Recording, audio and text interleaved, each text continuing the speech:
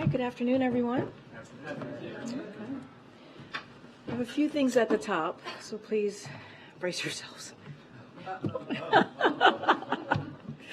Hold on tight to those new seats. Okay, so during his first State of the Union address, President Biden announced his unity agenda, which focused on issues where members of both parties can come together and make progress for the American people. Ending cancer as we know it, delivering on our sacred obligation to veterans, tackling mental health crisis, and beating the overdose epidemic. Today, we continue to deliver real progress across all four areas, including significant action over this past week. This morning, the President marked a significant milestone in the fight to end cancer as we know it by launching the first program dedicated to driving breakthroughs in the way we treat cancer through the Advanced Research Projects Agency for Health. The VA also announced this morning that toxic exposed veterans are now eligible for breast cancer risk assessments and mammograms, regardless of their age, symptoms, family history, or whether or not they are enrolled in VA healthcare. Additionally, the agency will conduct a scientific review to determine whether there is a relationship between three types of cancer conditions and toxic exposure for service members. Another important step to further expand benefits for veterans and their families through the PACT Act. With these key actions, we continue to deliver on our sacred obligations to our veterans, and they build on our progress to expand medical care and housing guarantees for veterans, invest in VA medical facilities, and expand employment protections for military spouses. Now, as you all know, the President also announced this week a landmark rule to strengthen mental health parity requirements for more than 150 million Americans. This week's monumental news on mental health parity builds on steps we've already taken to tackle the mental health crisis, including launching the 988 Lifeline, a confidential line Americans in crisis can call anytime. And if you are someone out there who is in crisis, please do call 988. As I just mentioned, this is a federal government program that is there to help all of you, or any one of you. Investing historic resources to remove barriers to care, and making sure service members and veterans can get the mental health care they need. We also recently announced additional steps to address the overdose epidemic and save lives. We introduced a whole-of-government response against the emerging threat of fentanyl combined with xylazine. Vice President Harris convened attorneys general to discuss state and federal coordination, and we announced additional resources for law enforcement officials working to disrupt drug trafficking. Because of decisive actions that this administration has taken to remove barriers to addiction treatment, expand access to naloxone, and target drug trafficking operations, we have seen a leveling off of overdose deaths for an entire year. It is a hopeful trend we are working to ensure actually continues. Finally, I do want to talk about a recent trip our team took to further address the illicit fentanyl global supply chain. As you all know, the opioid epidemic is a global challenge as well, and we're engaging at high levels with other countries to fight it together. So this week, Homeland Security Advisor Liz Sherwood-Randall led a senior delegation to Mexico City to further cooperation with Mexico and Canada on countering illicit fentanyl and arms trafficking. Our three countries are committed to working together to promote the safety and security of our citizens, prosecute drug traffickers, target the supply of the precursor chemicals used for illicit fentanyl production, prevent these drugs from coming across borders, and promote public health services to reduce harm and demand. We also have deepened cooperation with Mexico on the related challenge of southbound arms trafficking. All of these issues, ending cancer as we know it, delivering on our sacred obligation to our veterans, tackling the mental health crisis, and beating the overdose epidemic matters to Americans in both red states and blue states. We are taking meaningful steps to deliver on the President's unity agenda for our nation. Now tonight, as you all know, the President will deliver remarks at the Truman Civil Rights Symposium to commemorate the 75th anniversary of the desegregation of the military and the forward march to redeem the soul of the nation. He'll talk about the courageous action President Truman took to respond to the mistreatment of Black veterans that led to creating the greatest fighting force in history of the world, that is also the most diverse fighting force in the history of the world. And he'll talk about how 75 years after President Truman's courage, today in 2023, a senator from Alabama is blocking more than 300 military nominations with an extreme political agenda. The senator's action and the failure on the part of the 48 Republican senators to do something about it are dangerous. They are harming our military readiness, they're undermining national security, and they're hurting troop morale. And tonight, President Biden is going to make that clear. So I suggest that all of you tune in. Today's GDP report shows Bidenomics at work. After a year recession predictions, we saw the economy grow at a 2.4% rate last quarter, while inflation fell significantly.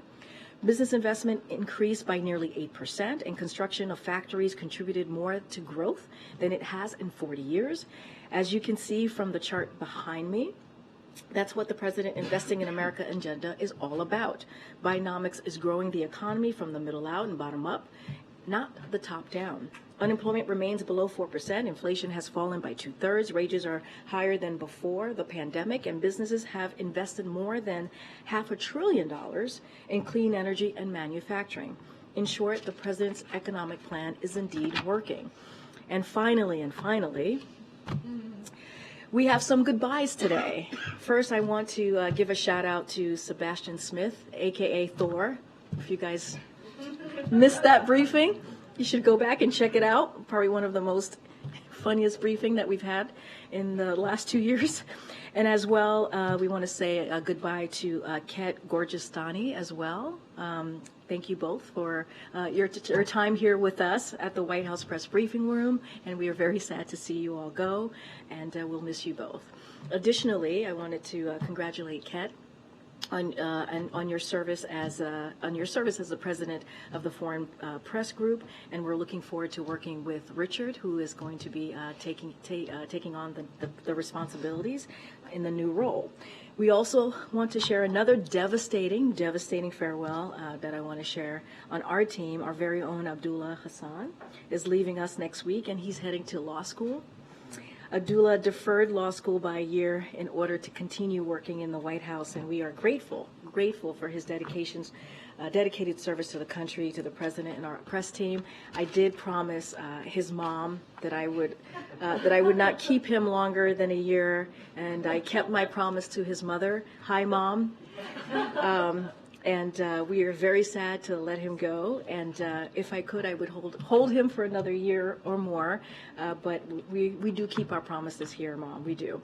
Abdullah has had an extraordinarily important portfolio here as our spokesperson, as you all know, on immigration, student debt, climate, and more. Abdullah, we know you're going to do great things and amazing things. I think you are going to be a fantastic lawyer because you are a good human and you care about people. So I can't wait to see what you do after law school. And so with that, we are also thrilled to welcome Angelo Fernandez to fill Abdullah's shoes. He comes from DHS, and we hope that you take a minute to say hello to Angelo and also say goodbye to Abdullah. With that, song name. The floor is yours. I wanted to ask about the president's reaction to the legal developments yesterday and with the initial plea deal for his son appearing to fall apart. So look, I'm really not going to say anything more than what I shared yesterday. This is a personal matter for Hunter Biden. This is, a personal issue. And as you know, this has been done in an independent way by the Department of Justice. It has been led by a Trump-appointed prosecutor, and I'm just not going to comment beyond what I said yesterday. And of course, and we have said this multiple times, the President and the First Lady, they love their son, and they support him as he is working to rebuild his life. I'm just not going to say anything beyond that. And on Leader McConnell, he mentioned that the president called him yesterday. Can you talk a little bit about that conversation, what the president's message was to Leader McConnell, and whether the president believes he is able to serve considering his medical conditions as the Republican leader? So I'm not going to get into the medical condition of the Republican leader in the Senate. What I can say is the president respects Senator McConnell. There's a lot that they disagree on, but they have found ways to work together to find common ground, and I think that's important for the American people to see, that bipartisanship and how they've been able to work together. Obviously, the president has known the senator for some time now. Like the leader mentioned, the president called him yesterday. I'm just not going to go into details on that conversation. As you know, and we say this often here, we try to keep those conversations private, and so I'm just not going to go into details from here. Thanks, Karine. To follow up on Hunter, is the president concerned that his son's legal challenges will continue to take attention away from the White House now that this plea deal has fallen apart? I'm just not going to speak to the politics of this. I'm not going to speak to characterize any of this for the president. What I can say is that, and I've said this before, this is a personal matter. Hunter Biden, as you know, is a private citizen, and this was done in an independent way. This investigation is being led by a Trump-appointed prosecutor.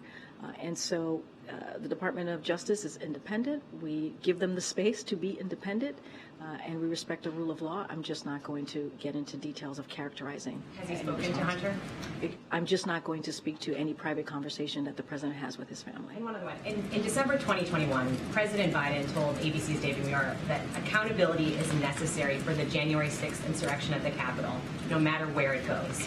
Does the president stand by those comments, even in the case of former President Trump?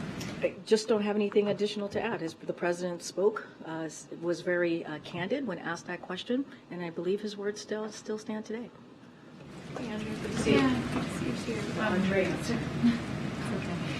On Niger, is the U.S. considering, making a plan to remove troops from Niger?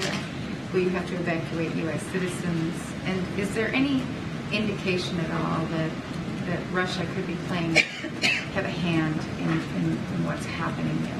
So a couple of things. So the U.S. Embassy released a security alert on July 26, advising U.S. citizens, which was yesterday, as you all know, to limit unnecessary movements and avoid the affected area until further notice as the situation develops. We continue to monitor the situation and will continue to provide information to U.S. citizens in the region through the travel advisories, alerts, and travel.state.gov.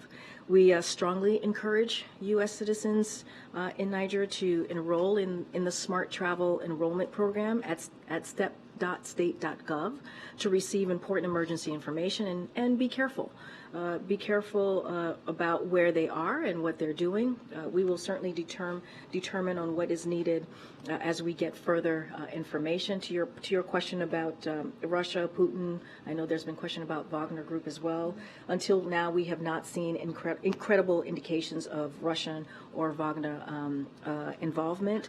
But to the U.S. citizens who are in the country, we again continue to tell them to be mindful, to be careful, and as I just stated, we did put out an alert yesterday. And just another one on international stuff. I think the subpoena, we were supposed to provide information on Afghanistan and the withdrawal by Tuesday at 10 o'clock. That hasn't happened. Are you concerned that you could be held in contempt if you don't provide that information? I don't have any comment on that at this time. Okay, and then just real quickly on Maloney's visit today, to what extent will you be talking about China and particularly the Belt and Road Initiative? Do you have any indication that the Italians will accelerate moves to get out of that relationship with China? So, look, I don't want to get ahead of the conversation that they're going to have. As you know, they're going to be meeting fairly shortly. As it relates to the Belt and Road, I presume, is that what you're speaking towards?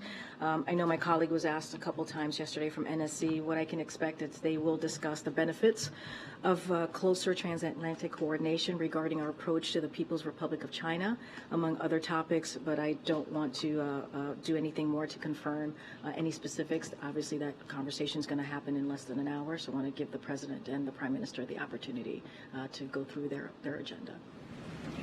Thanks, Karine. I know that so far you guys have been unwilling to say exactly where President Biden invited the Israeli Prime Minister to here in the U.S. Earlier today, Israeli Prime Minister Benjamin Netanyahu said that President Biden, in a phone call, invited him to the White House for this visit later this year. Can you confirm that? What I can say is they both agreed to meet in the United States later this year. Both teams are working through what that's going to look like, the timing. I don't have anything else to share beyond that, beyond what we have said last week and continue to say after that conversation is that they both agreed to meet in the United States later this year. The President did not invite Netanyahu specifically to the White House. I just want to be very clear. It was a conversation that they both agreed that it would be in the United States. Don't have anything further. Both teams are indeed talking and working through. What I can say is the United States. That's what they both agreed on, and both teams are having that conversation on what that would look like, on the details of that. Thanks. And then separately, Senator McConnell said that he spoke with the president yesterday. That the president reached out after this apparent medical episode that the Senate Minority Leader had. Can you confirm that? And I think I just did with Sung Min when she asked that question.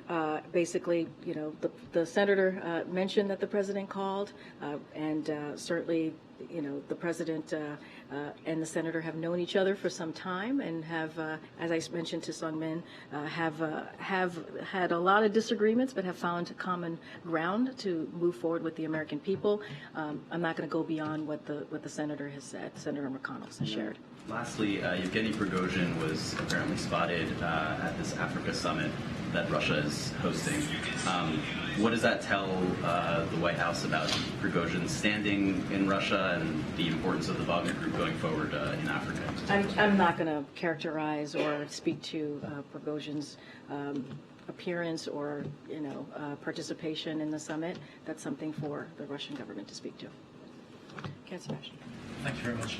And thank you for the shout out, Karine. Thor. I'll never forget Thor. And if you'll allow me, I just want to say thank you to the unsung heroes of the White House, which are the stenographers. Yes, they are. I agree. They are the unsung heroes. The amount of mumbling they have to deal with. And I'm just going my questions. We appreciate you. We appreciate you. So two questions, if I could. One, could you comment on there's a report in the New York Times that the president has asked to move ahead, for the government to move ahead with cooperating with the ICC on collecting evidence against the Russians for war crimes. And what was your second question? Second one, can you just answer that one first? Oh, It's really different. So a couple of things. Since the beginning of Russia's assault on Ukraine, the president has been very clear. There needs to be accountability for the perpetrators and enablers of war crimes and other atrocities in Ukraine. He's been very clear about that. We support a range, as you know, of international mechanisms to identify and hold accountable those responsible, including through the Office of Ukraine Prosecutor General, the Joint Investigative Team through Eurojust and the United Nations Human Rights Monitoring Mission, the expert missions established under the OSCE's Moscow mechanism, and the International Criminal Court, among others. So we have deployed teams of international investigators and prosecutors to assist Ukraine's Office of the Prosecutor General in documenting, preserving, and preparing war crime cases for prosecution. And the Department of Justice has entered into a memorandum of understanding to cooperate with Ukraine on investigations and prosecutions of war crimes committed during Russia's invasion of Ukraine. So, but on the ICC specifically, which is your question,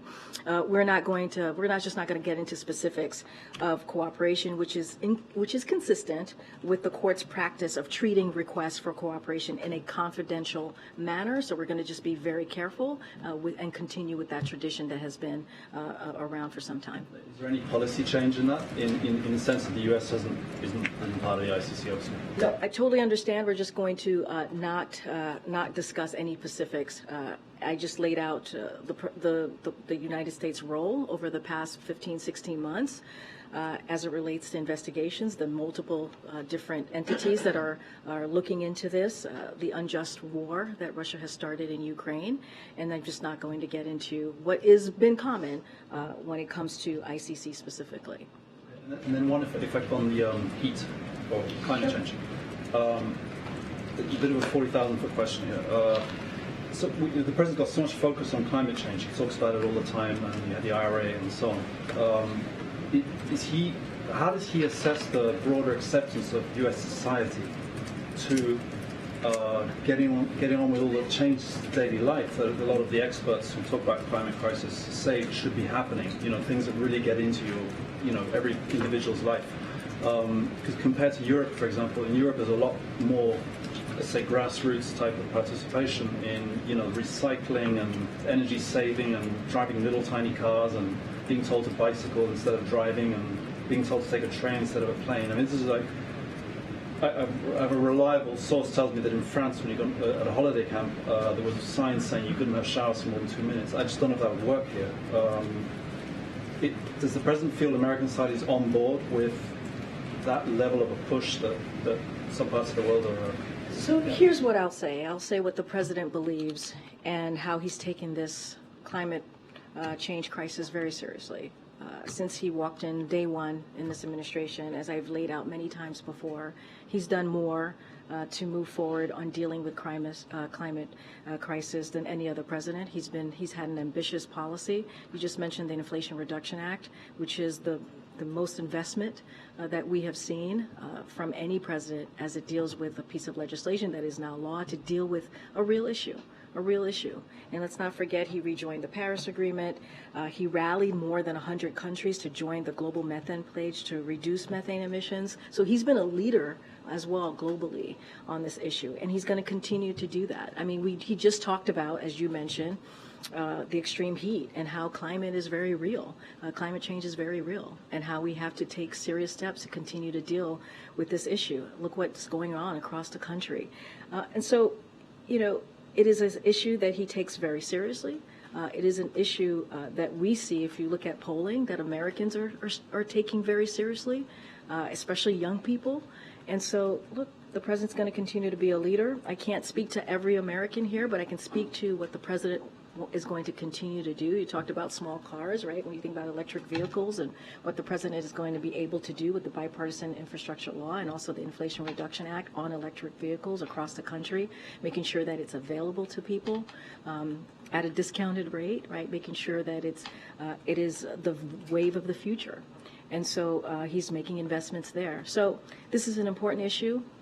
We see climate change, especially this summer, as it relates to extreme weather. And so we're going to continue to move forward in dealing with climate change here. Thanks, Karine. Just to follow up on Sebastian's question. So, today's measures were aimed at explicitly helping Americans to adapt to extreme heat and mitigate the harm it causes. I guess another way to ask is, should Americans expect this to be the new normal in terms of?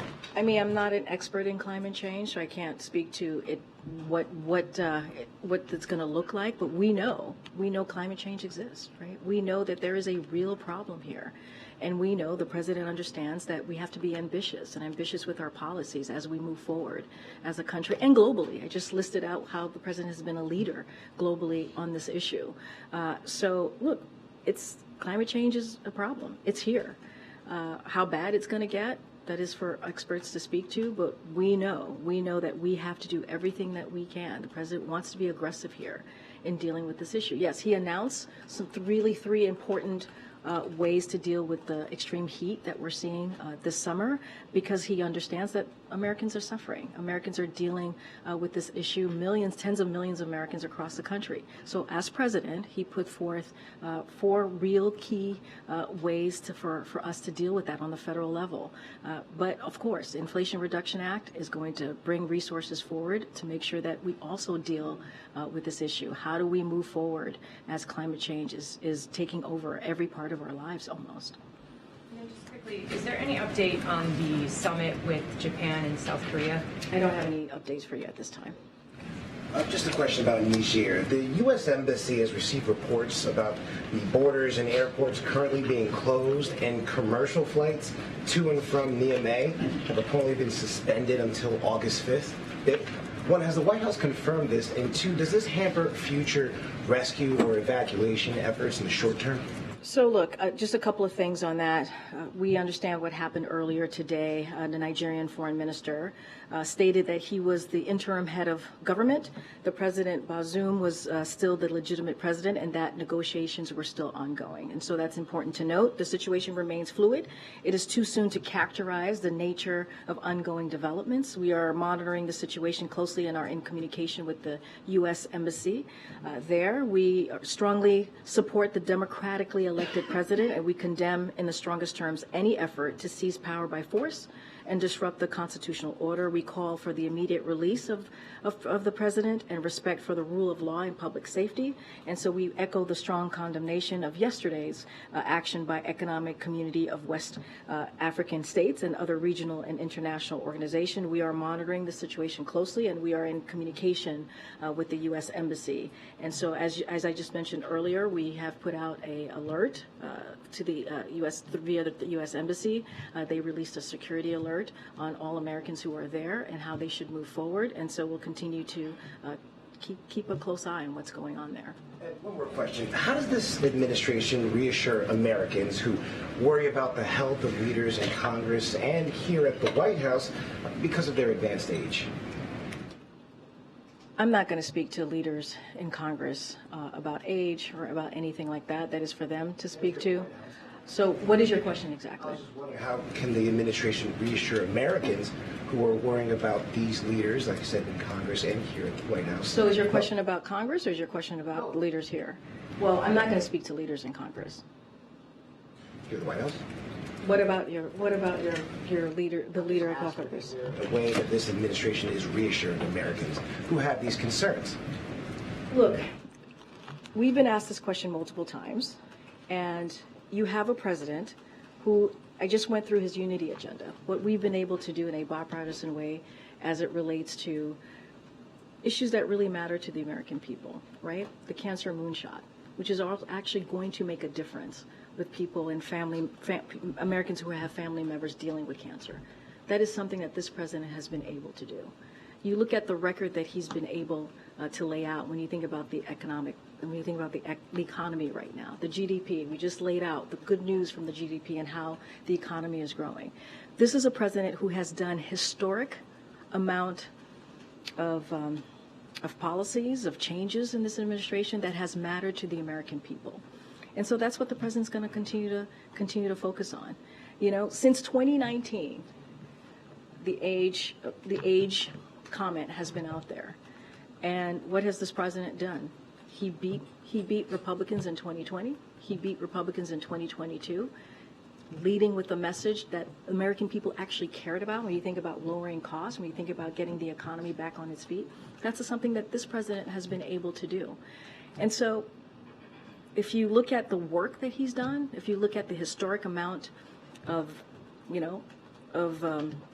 changes that he's been able to make, 13.5 million jobs created under this president, unemployment at under 4%, wages are up, inflation is moderating. That's what we care about.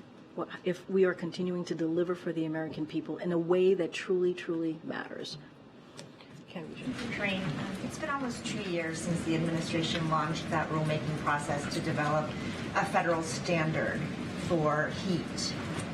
And this week you said that the work is ongoing to develop that national standard. So can you give us an update on where that stands and what's taking so long? So look, we knew that the federal law would require OSHA to go through a few steps, additional steps, right, in order to make regulatory changes, including a required small business review and consultation process that the agency is in process of right now of completing. And so that's why the Department of Labor kicked this process so early in the administration, because we knew it was going to take some time.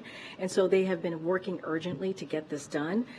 But I want to be clear, the department, this is Department of Labor, has been taking action to protect workers this entire time under existing law, because there is an existing law. That's how we were able to do the heat alert under existing law. And so the president also recognizing protecting workers is important from heat, and that can't wait. That cannot wait. And so we asked the Department of Labor to do this heat alert, which is going to matter and make sure we protect those very workers. But it's going to take some time on the new standard that you just asked me. That's why, again, the Department of Labor did it so early, and so they're working very diligently to get this done. So no timeline on how I much don't time? have a timeline, but again, we understood that OSHA there's going to be some additional step to get there. It's going to take some time, especially getting small businesses to, in changing regulations. And so, again, Department of Labor is on top of this, but we wanted to take a step in between step as we're waiting for that process, and that's why this heat alert is so incredibly important. Got it. And secondly, you've said before that as it relates to 2x2s, it's a conversation that's had between the U.S. and the second country. It's not a unilateral decision. Today, Prime Minister Meloni is coming to the sticks. She's having a press conference at the Italian embassy. So it appears that it's the U.S. that does not want to have a joint press conference. Is that true? And if it's not, why aren't you having one? I would not say that is true. I was not part of the deliberation on this with our National Security Council. It is a conversation, as you stated at the top, that happens between two countries. I have not asked the National Security Council on this and how those conversations went, but usually it is both countries that agree on how to move forward. You would have to really speak to the Prime Minister on how they're proceeding and doing what they're doing today. I'm sorry, just to be clear, as press secretary, you're not part of the conversation about... With a diplomatic conversation with another country, that goes through the NSC. Okay, thank you. Karine, Senator Tester said today that he expects a Ukraine supplemental request to come from the White House by the end of the month. There's not a lot of days left in the month, so I'm wondering if that timeline is accurate and if you have more specific timing or any sense of size within the scope of that request. No, I've heard this. We don't have anything to share at this time on any supplemental requests. Kim Jong-un today met with Russia's defense minister. It was one of his first meetings with a foreign dignitary since the pandemic. He showed off some of his ballistic missiles that violate international law. I'm wondering if you have any reaction to this meeting and if it has raised concerns, whether about Russia or North Korea. Don't have any comments about their meeting. I've always said that we leave the two countries to speak for themselves about any conversations that they have. We've been very clear about North Korea and their ballistic missiles. We've always been very clear about that. The lines, we are ready to have conversations with them. With Russia, we've been very clear about their aggressive war on Ukraine, and we've certainly have been very clear about that. And you've seen that in the alliance, the NATO alliance being stronger than it's ever been before. You've seen this leadership of this president globally. You've seen how he's brought in our partners, not just our allies, in making sure that we stand behind Ukraine as they're fighting this unjust war. I'm not going to speak to that meeting. And just one closer to home. Congressman Comer, Delegate Holmes Norton have introduced bipartisan legislation, obviously, that would turn the RFK site back over the D.C. government and allow for possible construction of a new stadium and additional building on that site. The president has waded into D.C. politics a few times over the last couple months. So yes, I know. You guys have reminded me of that many times. I'm wondering if he is supportive of this bill.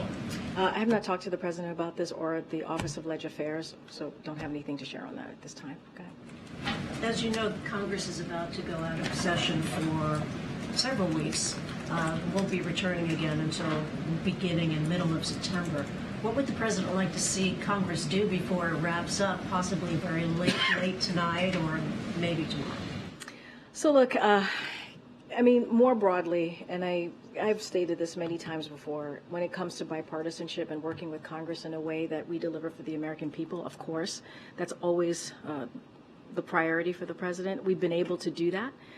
The president has signed more than 400 bills that were bipartisan and many of them have been historic, that have helped the American people. I don't have a list of bills in the last, I don't know, less than 24 hours before Congress goes off to a recess. But our focus is always going to be on what we can do to make the lives of Americans better, give them a little bit more breathing room, making sure that no one gets left behind, and that shows in what we've been doing the last 2 years, and we'd like to continue to do that.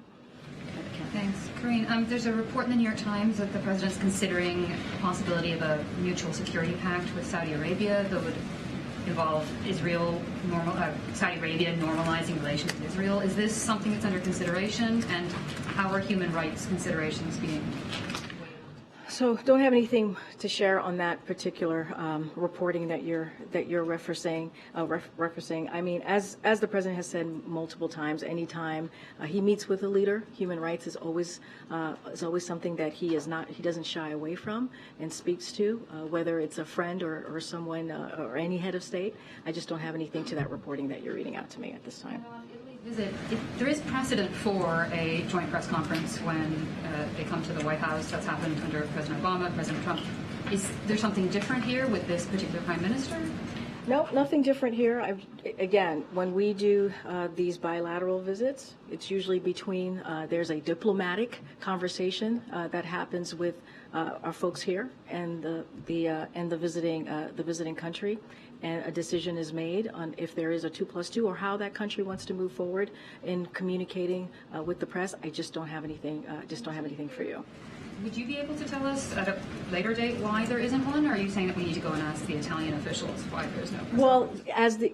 I was asked, they're doing their own press conference. She's going to the sticks. You can ask them why they chose that path. Not every head of state that comes here does it that way. They decide to do it differently themselves. What I can speak to is that we do have a conversation with that visiting head of state, and a decision is made. It is not made unilaterally, and the decision was to not go that route, and I leave it there. Okay.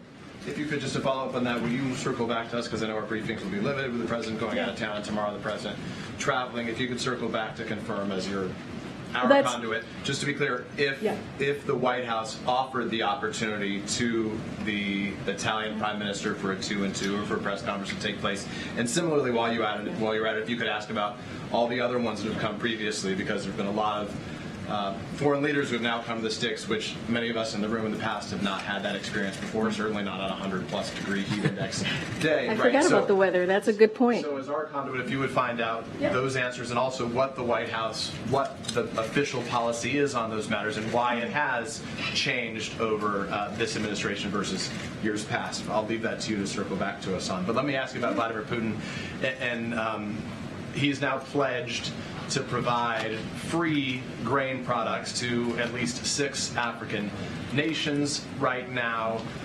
Nations that we're not going to be able to receive that because the Russians are blocking the Ukrainians from providing that grain to those countries.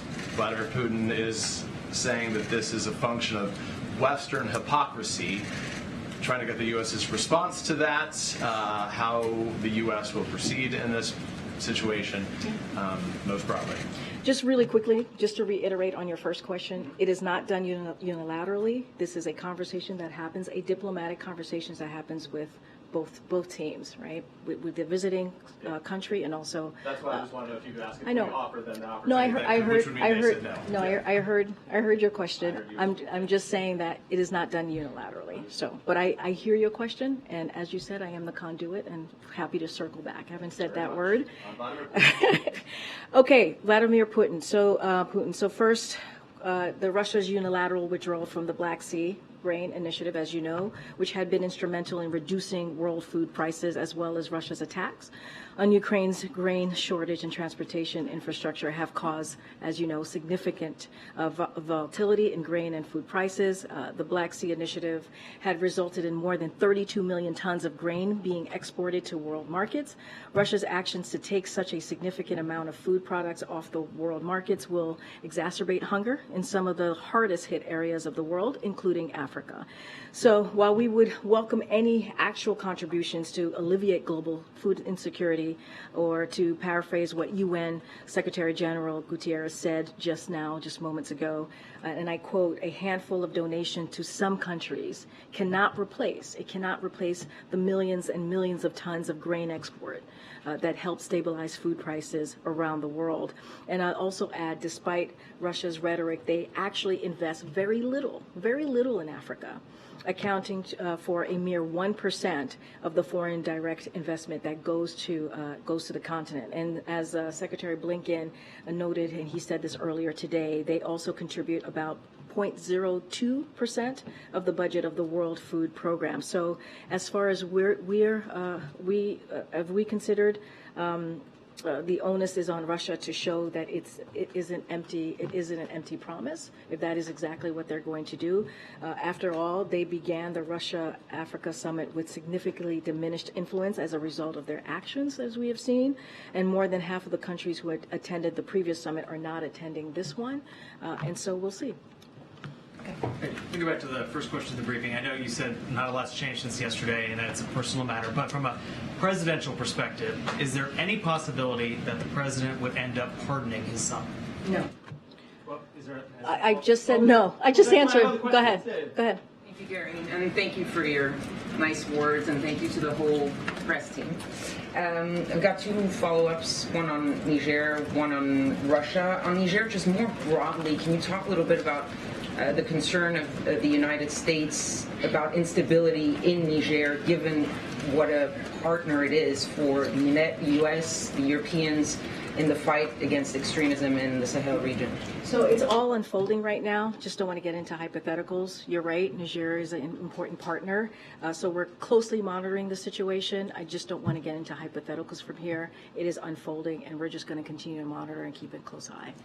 And on Russia, a follow-up on the grain announcement. When you look at the 6 countries that Vladimir Putin chose, among them there's Mali, Burkina Faso, Zimbabwe, Eritrea.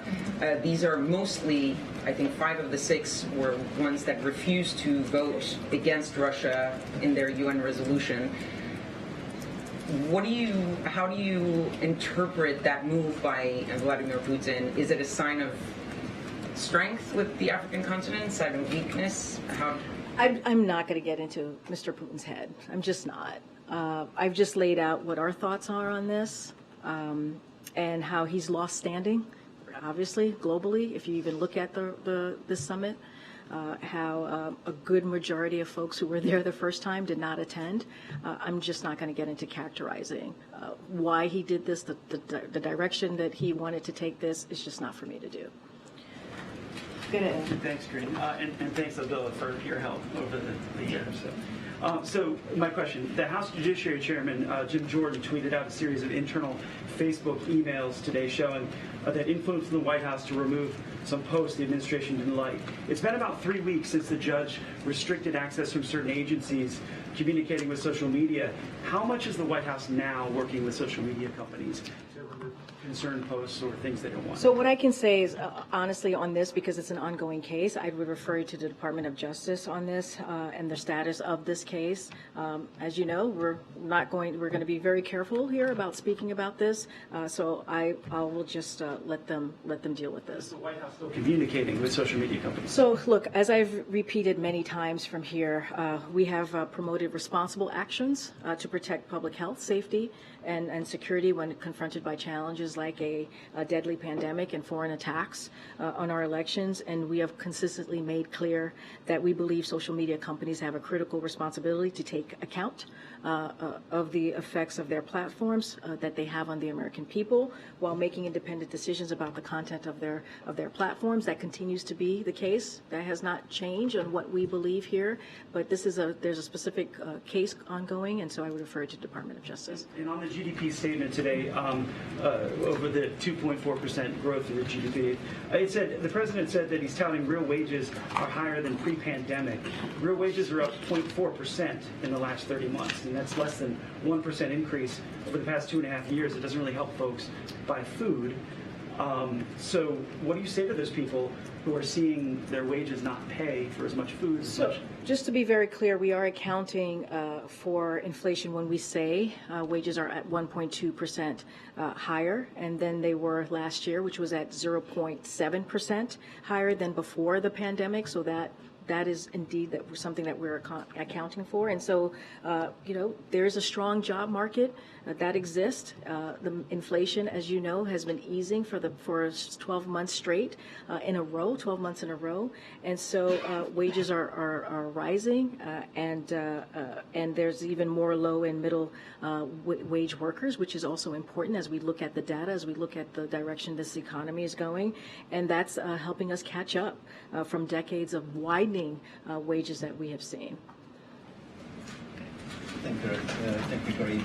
There are new reports about back channel talks, negotiations between the U.S. and Russia, supposedly conducted by former U.S. officials. Are you aware of any such regular contacts, and is there any involvement on the U.S. government's part in those negotiations? I'm not going to get into reporting on conversations outside of the government, and I'm certainly not going to get into diplomatic conversations that we may be having with Russia. That's not something that I'm going to do from here. Hey, Greg. The tax matter that had Hunter Biden in court in Wilmington yesterday, it had criminal information saying that he hadn't paid 1.2 to about 1.5 million in taxes owed. So my question is, number one, I know the president doesn't talk to him, you said, about his business, but was he aware at the time that he wasn't filing his returns in a timely fashion? And also, did he ever advise him to pay? Because Hunter testified in court that 1 year he was sober when he didn't file. So did they ever discuss the tax situation? I'm not going to get into the specific of the case. Does he think it might have I've answered this question over and over again. Nothing has changed from the statement that I made yesterday. Nothing's going to change from the few times that I've gotten this question in the briefing room.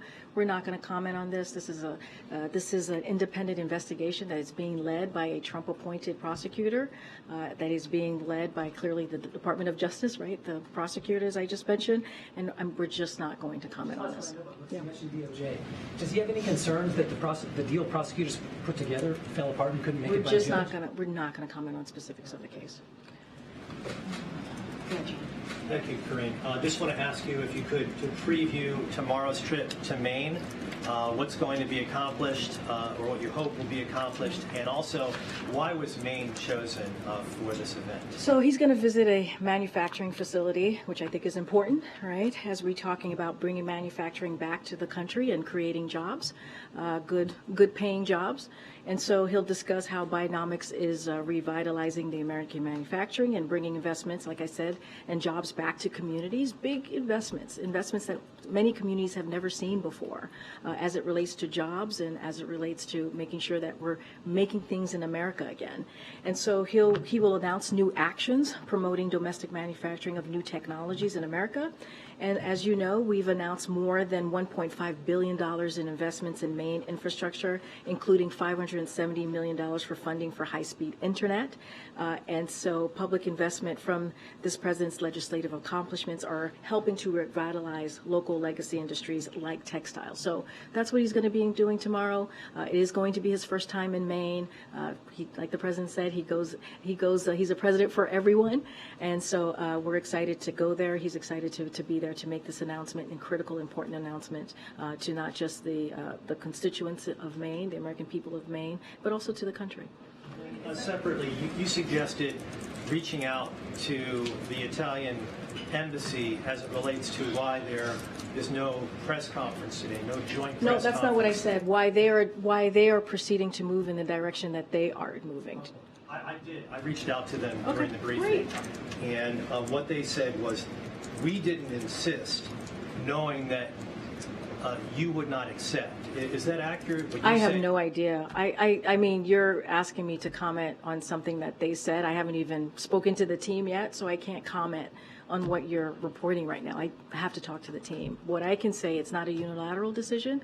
It's a conversation that happens with the visiting country. Don't have anything more to share on that. As they are proceeding with the way that they want to communicate, that's on them to speak to. That's not on us to speak to. Is there any reason, just to tie this up, Yeah, is there any sure. reason why it would be rejected, that idea of a joint press conference would be Like I rejected? said, it is a unilateral, it's not a unilateral decision. It is a conversation that we have with the other country. So I can't speak to specifics on that. Go ahead, Brian. Thanks. 2.5 questions, and thanks to all the colleagues and all the members of the staff that are leaving. I want to get all that in. As for climate change, I just want to drill down a bit on that. In Lithuania, the president said that it is the greatest existential threat that we face, and the window is closing. Since then, there's been no meaningful legislation introduced in Congress. During the congressional break, will the president be working with his allies in Congress to up the legislation to address climate change? Inflation Reduction Act. That was I mean, but we can't poo-poo that. That was an incredibly important piece of legislation that we are currently implementing. Look, the Inflation Reduction Act is going to make a real significant investment as we're talking about climate change. We have never seen that type of piece of legislation before under any administration. So that is important. That is critical. Of course, the president is always going to take steps to move forward as he sees the climate crisis, the climate change as a crisis, as he said from the beginning of this administration. And so, of course, we're always going to look on ways. But he has had the most ambitious policy, not just legislation, but also policies as well. Well, I just wondered if he was working on additional legislation. But We're always looking on ways, and we've already had ambitious policies to deal with climate change crisis. Second one, and I just want to drill down a little bit on the Hunter Biden thing. And I think this will cut to, I'm not going to ask you to speak to anything other than this administration. Can you state categorically that the administration has neither sought nor received favorable treatment from the DOJ for any investigation into the president, members of the administration, his family, or former President Donald Trump?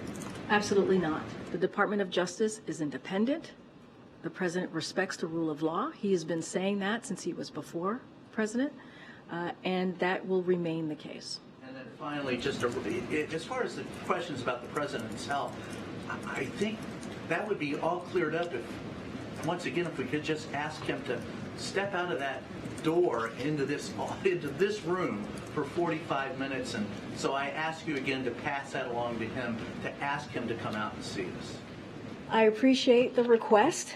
Thank you for the request. The president, as you know, again, I appreciate the question, and I get it, and the president understands.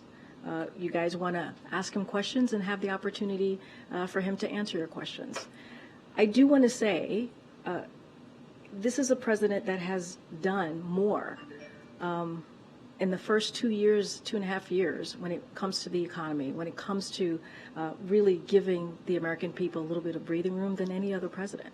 All you got to do is look at the data. All you got to do is look at where we are in this country. There was a conversation for almost 2 years about a recession. And now you have economists saying that because of the work that this president has done these past 2 years, we're not headed in that way. And so, this is a president that wakes up every morning thinking about the American people and doing that job and doing the work. And you see that. You see that, again, in historic pieces of legislation, whether it's the bipartisan infrastructure legislation. That was a joke. Infrastructure Week was a joke. And now we're talking about infrastructure decade. Chips and Science Act, we're able to do that in a bipartisan way. You're going to see the president in Maine tomorrow talking about how to bring jobs back to this country, how to bring manufacturing back to this country. Things that the last administration was trying to do, and it was a joke. And this president is actually making it happen. So I'm going to just keep talking about that, keep laying that out. But I get that. But you'll hear him talk about that tomorrow. You will. Okay. Oh. Oh, okay. I don't see anybody. Oh, there we go. Hi, how are you? This is Biden's first time coming to Maine as president. Can you share why he chose to come to Maine now and specifically to Auburn? Oh, my goodness. I think I just answered that question.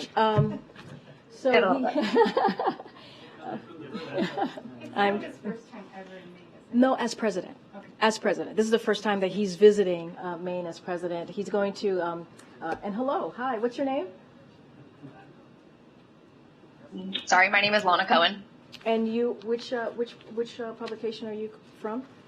I work for the Portland Press Herald out of Portland. Well, thank you for joining us. As you just mentioned, this is the president's first time visiting Maine as president, as Andrea clearly cleared us up for us.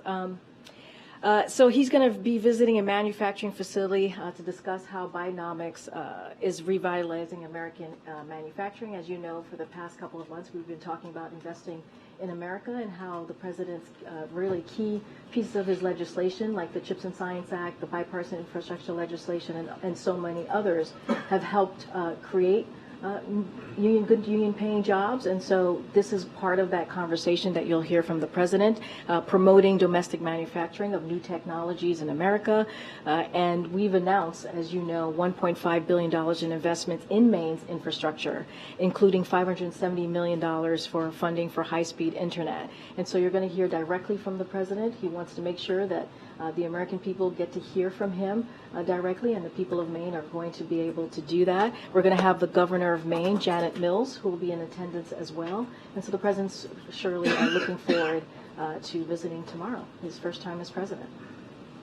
All right. Could you provide any more information about his visit? Is he going to be attending anything else besides the Auburn manufacturing? So we're going to have a call later today to kind of preview the visit, as we normally do the day before each visit.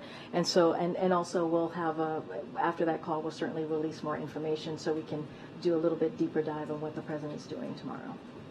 Great. Thank you so much for your time. Thank you so much, Lena. All right, everybody, have a great weekend, or we'll see you tomorrow and have a great weekend. Still one more day to go. Thanks, everybody.